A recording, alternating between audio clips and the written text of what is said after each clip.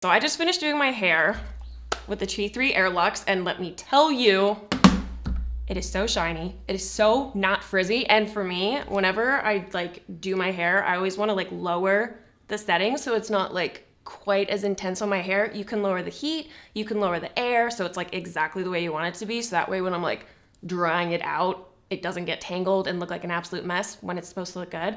And then one of my favorite features actually is like, so I did like a little bob at the end and I really wanted to like lock in that little curl. So they have like a cold blast button and that like cools the hair, locks it in place so it actually stays all day, which I think is amazing because the amount of times I've done my hair for an hour and it falls out like the second I'm done doing it is crazy. Okay, so I'm gonna show you guys how to do this look right now.